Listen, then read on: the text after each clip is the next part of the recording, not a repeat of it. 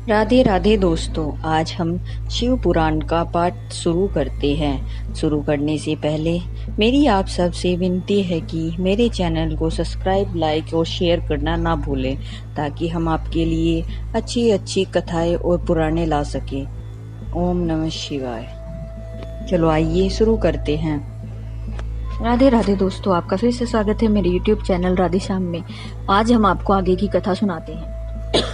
शिवजी द्वारा गणेश का शीश छेदन, कुपित हुए शिवा का शक्तियों को उत्पन्न करना और शिव उनके द्वारा प्रलय मचाया जाना, देवताओं और ऋषियों का सतवन द्वारा पार्वती को प्रसन्न करना, उनके द्वारा पुत्र को जलाए जाने की बात कही जाने पर शिवजी की आज्ञा अनुसार हाथी का सिर लगाया जाना और उसे गणेश के धड़ से जोड़कर उन्हें जीवित करना।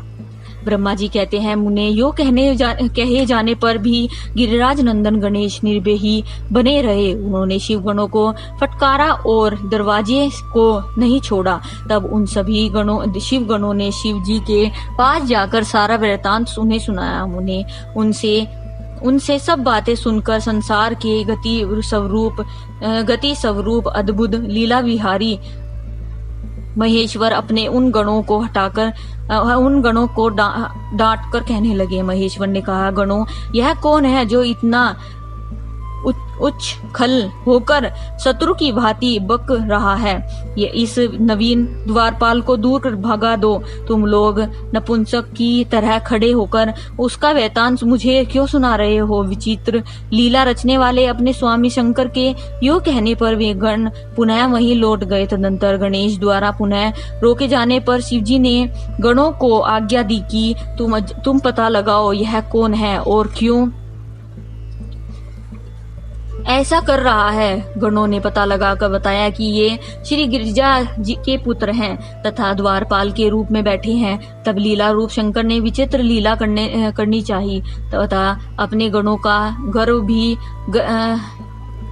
गलित करना चाहा। इसलिए गणों को तथा देवताओं को बुलाकर गणेश जी से भीषण युद्ध करवाया, पर वे कोई भी गणेश जी को पराजित न कर सके। तब स्वयं शूलपाणी महेश्वर आए। गणेश जी ने माता के चरणों का स्मरण किया। तब शक्ति ने उन्हें बल प्रदान कर दिया। सभी देवता गणेश जी के पक्ष में आ गए। घोर युद्ध हुआ। अनगोत्तर एवं शूलपाणी महेश्वर ने आकर त्रिशूल से गणेश जी का सिर काट दिया। जब यह समाचार पार्वती को मिला तब वे क्रूर हो गई और बहुत सी शक्तियों को उत्पन्न करके उन्होंने बिना विचारे उन्हें प्रलय करने की आज्ञा दे दी। फिर तो शक्तियों के द्वार प्रलय मचाई जाने लगी। उन शक्तियों का वह ज्वाला में तेज सभी दिशाओं में को दग्ध सा किए डालता था। उसे देखकर वे सभी शिवगण भयभीत हो गए और भाग कर दूर जा खड़े हुए। मुने, इसी समय तुम दिव्य दर्शन नारद वहां आ पहुंचे। तुम्हारा वहां आने का अभिप्राय गणेश शिव देव गणों को सुख पहुंचाने वाला था। तब तुमने मुझ देवताओं सहित शंकर को प्रणाम करके कहा कि इस विषय में सबको मिलकर विचार करना चाहिए। तब वे सभी देवता तुझ महामना के साथ सलाह करने लगे कि इस दुख का शमन कैसे हो सकता है। फिर उन्होंने यही निश्चय किया कि जब तक गिरिजा देवी कृपा नहीं करेगी तब तक सुख नहीं प्राप्त हो सकेगा। अब इस विषय में और विचार करना व्यर्थ है।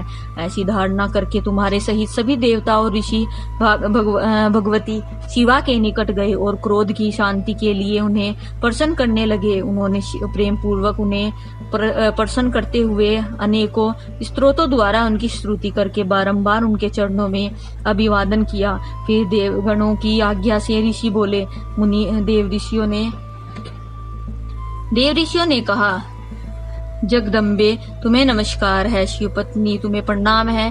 चंडिके, तुम्हें हमारा अभिवादन प्रणाम हो प्राप्त हो। कल्याणी, तुम्हें बारंबार प्रणाम है। अम्बे, तुम्ही आदि शक्ति हो। तुम्ही सदा सारी सृष्टि की निर्माण करता पालिका शक्ति और संहार करने वाली हो। देवेश, तुम्हारे कोप से सारी त्रिलोकी विकल हो रही है।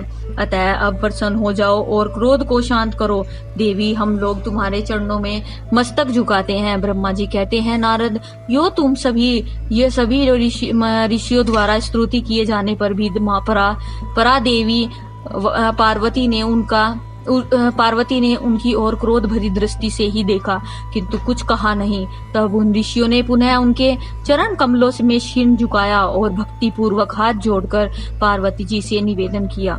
ऋषियों ने कहा, देवी, अभी संहार होना चाहता है, अतः क्षमा करो अंबिके। तुम्हारे स्वामी शिव भी तो यहीं स्थित है, तनिक इनकी ओर तो दृष्टिपात करो।